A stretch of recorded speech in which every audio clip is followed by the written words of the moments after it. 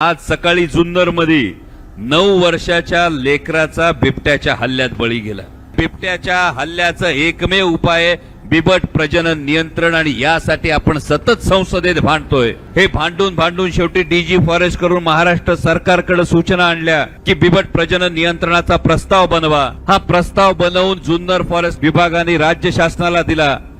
राज्य शासन लोकसभेची निवडणूक होईपर्यंत शांत राहिलं।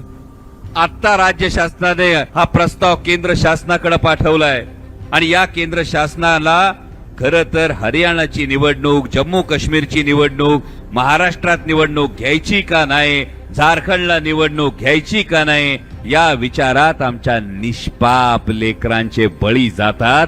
याचं या सरकारला सोयर सुतक नाही, याचं वाईट वाटतं।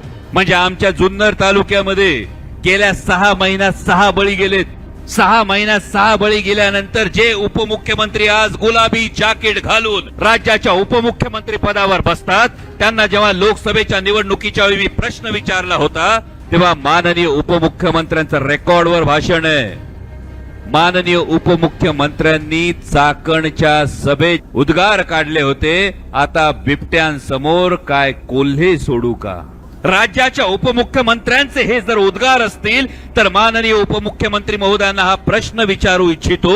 माननीय उपमुख्यमंत्री महोदय, अर्थमंत्रीपद तुमच्याकडे, पुण्याचं पालकमंत्रीपद तुमच्याकडे, 4,20,00,000 रुपयाचा निधी तुम्ही जिल्हा नियोजन मधून मंजूर केलाय, पण त्यातली मंजुरी मिळाली, प्रस्ताव 4,20,00,000चा मंजुरी मिळाली फक्त 90 लाखाला, त्यातला एकही रुपया अजून आलेला नाही।